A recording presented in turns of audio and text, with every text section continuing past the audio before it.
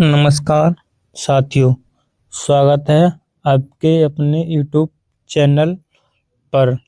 आज हम UP police और यूपीएसआई परीक्षा के लिए हम सामान्य हिंदी में 40 क्वेश्चन करते हैं जो कि परीक्षा के लिए महत्वपूर्ण है। इस प्रकार इस प्रैक्टिस सेट का पहला सवाल है, ब्रजबुली नाम से किस भाषा को जाना जाता है? तो इसमें आपका सही जवाब होगा ऑप्शन डी, पुरानी बंगला को। बंगला किस राज्य की राजभाषा है? तो यह त्रिपुरा की राजभाषा है। मराठी महाराष्ट्री अपभ्रंश से विकसित हुई है। पंजाबी पैसाची अपभ्रंश से विकसित हुई है। गुजराती सौर सैनी अपभ्रंश से विकसित हुई है, सौर सैनी से। हिंदी भी विकसित हुई है। आपका अगला सवाल, रामचरित किस भाषा में लिखा गया है? तो रामचरित ऑप्शन सी, अवधी भाषा में लिखा है। और रामायण संस्कृत भाषा में लिखा है, जो वाल्मीकि द्वारा। रामचरित तुलसीदास ने लिखा है। रामचरितमानस में कुल 7 कांड हैं। कितने? 7 कांड। पहला कांड बालकांड, दूसरा अयोध्या कांड, तीसरा आरण्यक कांड, चौथा किष्किंधा कांड, फिर सुंदर कांड, लंका कांड, उत्तर कांड। सबसे बड़ा कांड बाल कांड है, सबसे बड़ा बाल कांड। सबसे छोटा कांड किष्किंधा कांड है। अगला सवाल, अशुद्ध वर्तनी छांटिए। अशुद्ध वर्तनी, तो घनिष्ठ शब्द भी सही है, दृश्य भी सही है और शीर्षक भी सही है। तो आपका ऑप्शन सी, अलौकिक शब्द गलत है।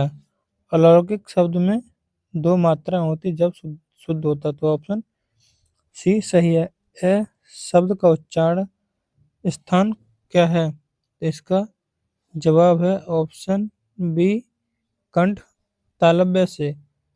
कंठ से कौन से बोले जाते हैं? का, ख, ग, गा और अड़ा।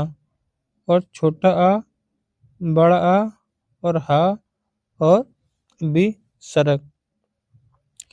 तालव्य से चा, छा, जा, झा, हुआ, लघु, दीर्घ या और सा। दंत्य से ता, था, दा, धा और ना। ये दंत्य से बोले जाते हैं। अगला सवाल 5वां, बाड़मेर में कौन सी संधि है? तो इसमें आपका सही ऑप्शन ए, व्यंजन संधि। इसका विच्छेद बाक प्लस में। अगला, स्वास्तित्व में संधि विच्छेद कौन सा है? तो आपका ऑप्शन ए सही है, स्वस्ति अस्तु। इसमें यड़ संधि है। कौन सी? यड़ संधि। अगला सवाल, लवण का तद्भव क्या होगा? तो इसका ऑप्शन ए, नॉन होगा, लवंग। ये लौंग का तत्सम शब्द है, जैसे घड़ा का घट होता है, अखाड़ा का अक्षबाट। अखाड़ा का होता है अक्षबाट। और गेहूं का गोधूम, गेहूं का गोधूम, और गोबर का गो में होता है, गो में। क्वेश्चन नंबर 8, देवर का तत्सम शब्द क्या है? तो सही जवाब ऑप्शन ए द्विवर, जिसमें जेठ का ज्येष्ठ हो जाएगा। अगला सवाल नंबर 10, आलस्य शब्द का विशेषण क्या है? तो आपका सही जवाब होगा ऑप्शन डी आलस। किस वाक्य में अनिश्चयवाचक सर्वनाम है? अनिश्चयवाचक सर्वनाम, सर्वनाम के कितने भेद होते हैं? 6, 6 भेद होते हैं। कौन सा? अनिश्चयवाचक, निजवाचक, निश्चयवाचक, संबंधवाचक, प्रश्नवाचक और पुरुषवाचक। पुरुषवाचक के अंतर्गत मध्य पुरुष, नहीं पहले उत्तम पुरुष, मध्यम पुरुष, फिर अन्य पुरुष, इसमें अनिश्चय सर्वनाम। हम खुद ही इधर आएंगे इसमें, नहीं तो ऑप्शन बी सही है, कुछ नहीं कह सकते, हम किसी को कुछ नहीं कह सकते, तो इसमें अनिश्चयवाचक सर्वनाम। क्वेश्चन नंबर 11, इनमें से क्रिया विशेषण है। क्रिया विशेषण, वह धीरे से बोलता, बोलना क्या है? क्रिया। कैसे बोलता है? धीरे से। तो धीरे क्रिया की विशेषता बता रहा है, तो आपका ऑप्शन ए सही है। इसमें एक संज्ञा से पहले कोई विशेषण बताता है तो हम उसे उद्देश्य विशेषण कहते हैं। अगर संज्ञा के बाद आता है तो उसे हम विधेय विशेषण कहते हैं। अगला, जो करेगा वह भरेगा, जो करेगा सो भरेगा रेखांकन शब्द में क्या है? क्रिया विशेषण है, क्रिया की विशेषता नहीं है। संकेतवाचक, गुणवाचक भी नहीं, तो ऑप्शन सी संबंधवाचक। जैसे जो सोएगा वह खोएगा, इसमें संबंधवाचक है। जैसी करनी वैसी भरनी, इसमें भी संबंधवाचक है। अगला, निम्नलिखित में से कौन सा शब्द संज्ञा है? तो क्रोध, ऑप्शन बी संज्ञा वाचक है, संज्ञा शब्द। अगला, ध्यान पूर्वक शब्द कौन सा है? यह क्रिया विशेषण। क्रिया विशेषण के कुल 4 भेद होते हैं। कितने? 4 भेद, 4 हैं। परिणामवाचक क्रिया विशेषण, कालवाचक क्रिया विशेषण, स्थानवाचक क्रिया विशेषण, रीतिवाचक क्रिया विशेषण। आपसे पूछा है कि ध्यान पूर्वक किस शब्द का, तो यह रीतिवाचक क्रिया विशेषण से। परिणाम में हम कितना लगा के पूछते हैं, कितना। काल में कब, स्थान में कहाँ, और रीतिवाचक में कैसे। और वाक्य आता पूछिए तो हम इन शब्दों का प्रयोग करते हैं। अगला सवाल, राजा सेवक को कंबल देता है, वाक्य में कौन सा कारक है? तो इसमें ऑप्शन ए संप्रदान कारक है। राजा सेवक को कंबल, कोई दान की गई चीज संप्रदान कारक में आती है। जैसे यहाँ पे लिख रहा है संप्रदान, दान लिख रहा है, तो मतलब दान की गई वस्तु संप्रदान कारक में आती है। आप कर्म कारक नहीं लगा सकते, क्योंकि आपको याद कर्म को, तो उसमें को दिख रहा है नहीं। दान की गई वस्तु, किसी को दी गई वस्तु तो संप्रदान कारक में आती है। अगला सवाल, श्याम ने गाना गाया होगा, होगा मतलब संदिग्ध, तो इसमें ऑप्शन सी संदिग्ध भूत, आसन्न भूत। श्याम ने गाना गाया है, तो आसन्न भूत हो जाता। पूर्वभूत, श्याम गाना गा चुका है, तो पूर्वभूत हो जाता। श्याम गाना गा रहा था, तो अपूर्व भूत। क्वेश्चन नंबर 17, इसमें बसंत का पर्यायवाची नहीं है, तो ऋतुराज भी है, कुसुमाकर भी है, ऋतुपति भी है, तो ऑप्शन सी पावस नहीं है। अगला सवाल 18, निर्चिंतन का विलोम शब्द क्या है? तो इसमें आपका सही जवाब होगा ऑप्शन बी नश्वर। नैसर्गिक का विलोम शब्द कृत्रिम। कृत्रिम शब्द अवज, अवध शब्द युग्म का सही अर्थ है, तो आपका ऑप्शन ए सही है, कमल और बरस। अनेकार्थी शब्द पानी के लिए निम्न में से कौन सा गलत विकल्प का चयन कीजिए? पानी, तो इसमें ऑप्शन सी गलत है। पानी की इज्जत चमक सही है, जैसे रहीमन पानी राखिए, बिन पानी सब सून, पानी गए न उबरे, मोती मानस चून। तो मोती के लिए तो चमक, मानुष मनुष्य के लिए इज्जत, चून के लिए जल। ये तीन उस दोहा छंद है उसमें बताया गया है, तो इसमें ऑप्शन सी संजीवनी नहीं है। अगला सवाल, अति उच्च शब्द में प्रत्यय उपसर्ग है।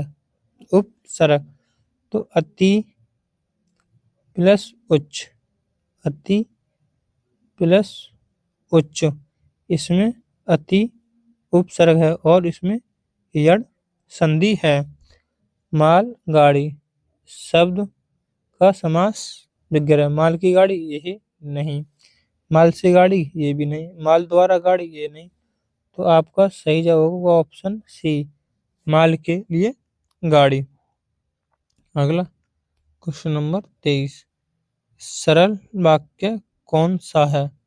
गुरुजी कक्षा से बाहर गए, किन बाहर गुरुजी कक्षा से बाहर गए नहीं कि बदमाशों ने लड़कों बन गई, तो इसमें की द्वारा जोड़ा गया, ये नहीं हो सकता।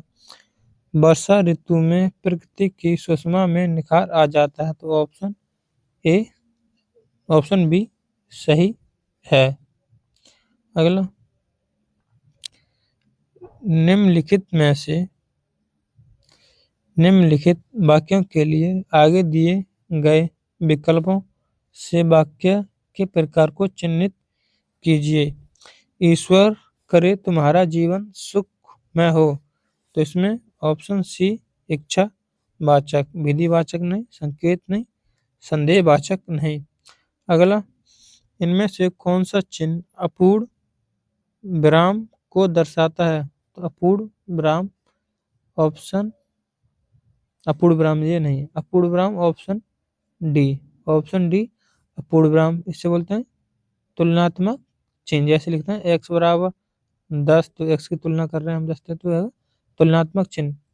लाघव चिन्ह होता है किसी चीज को हम छोटा लिखें, जैसे इंजीनियर शब्द है, इंजीनियर, तो हम इसे शॉर्ट में ऐसे लिख देते हैं, तो इसे बोलते हैं लाघव चिन्ह। तो इसका ऑप्शन डी, इसे तुलनात्मक, इसे पूर्ण विराम, इसे बोलेंगे अर्धपूर्ण विराम, अर्धपूर्ण विराम ए को।